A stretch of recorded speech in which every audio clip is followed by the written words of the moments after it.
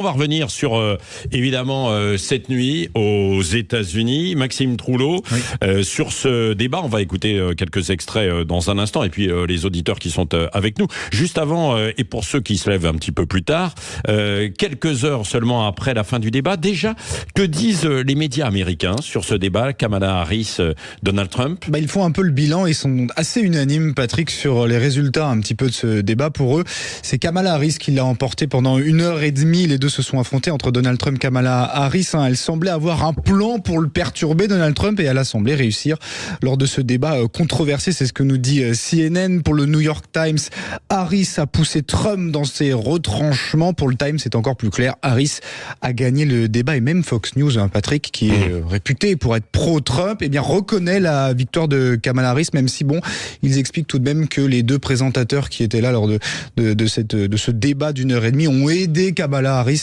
Ça, c'est ce que c'est vrai, il faut le dire, c'était la chaîne ABC qui est plutôt pro-démocrate, quoi. Oui. Même si les journalistes sont restés assez neutres, on a parlé des conditions aussi du débat, c'est-à-dire que pas d'interruption, le micro était coupé pendant que l'autre, pas de notes, pendant que l'autre s'exprimait. Ce qui fait d'ailleurs que ça a été globalement assez respectueux, quand même. Calme, si on peut dire ça comme ça. Alors quand même quelques échanges, quoi. Alors il y a eu beaucoup évidemment de sujets abordés entre les deux candidats, notamment des fake news, et il y en a une qui est revenue pas mal, c'est notamment celui de Donald Trump sur l'avortement. Donald Trump, le candidat républicain, l'ancien président des États-Unis, qui expliquait que les démocrates, le camp adverse, étaient favorables, en tout cas se disaient favorables à ce que l'avortement se passe même jusqu'au dernier jour de la grossesse pour une femme. Écoutez. They have abortion in the 9th month. They even have, and you can look at the governor of West Virginia, the previous governor of West Virginia, not the current governor, is doing an excellent job. Governor before. Voilà, c'est une fausse information qui a été relatée par l'ancien président des États-Unis. D'ailleurs, ça a été tout de suite démenti par la journaliste présente sur place.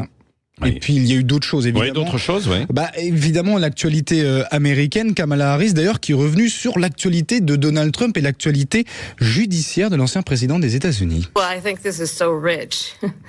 Coming from someone who has been prosecuted for c'est riche de la part de Donald Trump d'évoquer ces sujets, notamment de criminalité, quand on sait qu'il est poursuivi par la justice dans de nombreux sujets. Alors évidemment, Kamala Harris a été offensive sur ce sujet. Ce n'est pas la justice qui arrêtera Trump, dit-elle, ce sont les électeurs. Et puis les deux aussi candidats ont évoqué évidemment la situation internationale. Patrick, il y a évidemment l'Ukraine, il y a eu également Israël et la guerre entre Israël et le Hamas. Oui, au 0826 300 300, c'est Louis qui est avec nous de Versailles en région parisienne. Bonjour mon cher Louis. Bonjour Patrick, comment ça va? Écoutez, vous aussi, je crois que vous avez veillé, en tout cas, vous avez revu, vous avez enregistré le débat et vous l'avez revu. Qu'est-ce que vous en avez pensé alors? C'était pas un face à face, c'était 3 contre 1, ça s'appelle. Ah bon? Ah oui. Oui.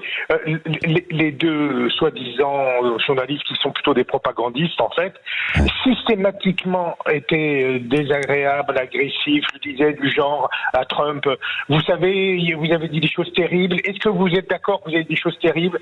Ils n'ont jamais fait ça avec Kamala. Le fact-checking, uniquement sur Trump. Il y en a eu 0 sur Kamala, alors qu'elle est au pouvoir depuis 4 ans. Pour moi, c'était tellement biaisé que... c'est vrai.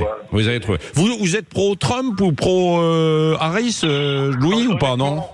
Honnêtement, non. J'ai peut-être plutôt un peu de sympathie pour Trump, mais enfin là, en l'occurrence, après un débat comme ça, oui, j'en ai.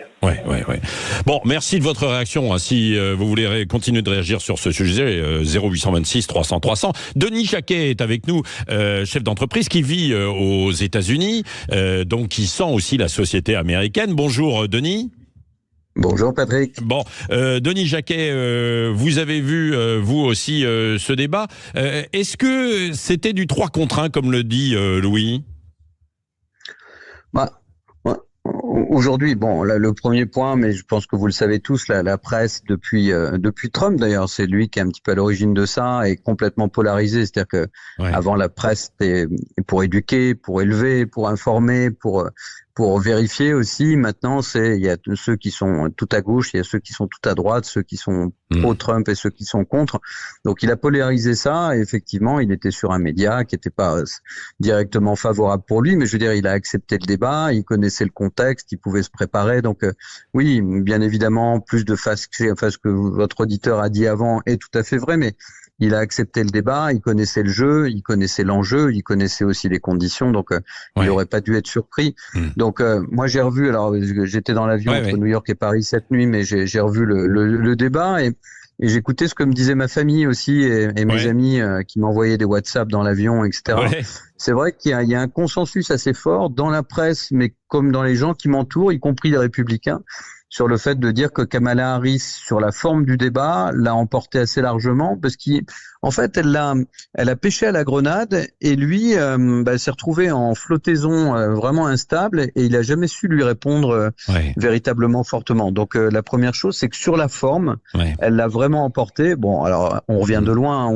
Je vous rappelle quand même qu'on revient d'un débat contre Biden où c'était vraiment, c'était pratiquement Sylvester Stallone contre Toutankhamon. Donc, c'était quand même un gros écart de poids sur les deux lutteurs de boxe. Donc là, on a vu quand même une Kamala Harris qui a été punchy, qui était super préparée, qui était très à l'aise, etc. Donc moi, je suis pas un grand fan de Kamala Harris, mais là, j'avoue que elle a quand même marqué très fortement un point en disant bon, l'ère Biden c'est terminé, c'est moi la patronne et j'ai un peu de gasoline dans le réservoir, ça marche pas mal. Elle lui a lancé mais une tonne d'hameçons, mais qui pour vous comme pour moi aurait été un truc tellement grotesque qu'on n'aurait pas mordu dessus. Il les a tous mordus, y compris, il disait, mais dans vos débats, ils sont nuls, il faut envoyer les gens aller voir ça tellement c'est pas bon. Il s'est offusqué, il a dit, ça, c'est les meilleurs du monde, that's great, that's the best one. Toujours cette espèce de rhétorique, les mêmes mots tout le temps, c'est quand même assez tristouné. Et alors que sur le fond, il avait de quoi l'attraper sur tellement de sujets et il l'a pas fait. Il est passé complètement à côté de la plaque. Bon, donc, il y aura peut-être d'ailleurs un second débat, parce que initialement, on avait une hypothèse. Il y a intérêt pour lui, parce que lui n'était pas forcément demandeur. Kamala Harris a demandé un second débat et donc en fonction évidemment aussi des réactions et peut-être de ce qui se passera dans les sondages, il y aura peut-être un second débat. Merci Denis Jacquet d'avoir réagi avec nous donc sur ce débat aux États-Unis. Vous pouvez continuer évidemment de réagir au 0826 300. Vous avez la parole, 0826 300 bien sûr, dans La Vérité en face jusqu'à 10h. Ou encore tout à l'heure aussi avec Valérie Expert ou André Berkoff ce midi, qui je suis sûr reviendra bien sûr sur ce sujet. Dans les sujets sur l'actualité encore, je voudrais qu'on revienne quand même une minute avec vous, Joseph Ruiz, sur Valoris. Donc le motard meurtrier doit-il être remis en liberté? Il y a une décision qui va être rendue dans la journée. Le père de la fillette de 7 ans réagit ce matin après l'audition de Matteo, le motard. Patrick, c'est par l'intermédiaire de Facebook qu'il a exprimé son indignation. Voilà ce qu'il écrit sur sa page. Honnêtement, t'es un lâche et t'assumes pas. Aucun pardon n'est plus possible. Je voulais te laisser une chance d'assumer. Là, c'est trop tard. Tu as tué une enfant de 7 ans et t'es capable de prendre ses parents pour des cons. Après, on dit que c'est pas un danger. Alors le motard, qui est auteur de l'accident, il a livré effectivement sa version des faits et il a évoqué devant la cour une roue arrière involontaire suite à un petit filet de gaz qui l'aurait surpris. La moto s'est levée, j'ai commencé à perdre l'équilibre, j'ai freiné, coupé les gaz, la petite fille traverse au moment où j'ai freiné et en retombant, je l'ai percuté. Le parquet général a donc requis hier son placement en détention provisoire. Oui, provisoire et décision cet après-midi pour savoir s'il sera maintenu ou pas en détention ou libéré. Mais évidemment, je pense que cette déclaration du père, ça va faire aussi forcément réagir et se poser des questions d'ailleurs, à tous les niveaux. Allez, on continuera d'en parler. Vous, si vous voulez réagir sur ce sujet, vous pouvez. Mais dans un instant, on va aller sur des débats en fait de fond autour de l'immigration et puis autour de la réforme des retraites avec Thomas Guénolé et Elisabeth Lévy. C'est le débat de chaque mercredi sur l'immigration. Est-ce qu'il faut, par exemple, il y a eu cette idée qui a circulé là ces derniers jours, un ministère de l'immigration comme ça a déjà existé. J'attends vos appels 0826 300 300 pendant ce débat. 9h16 sur Sud Radio. Nous sommes ensemble, La Vérité en face, jusqu'à 10h.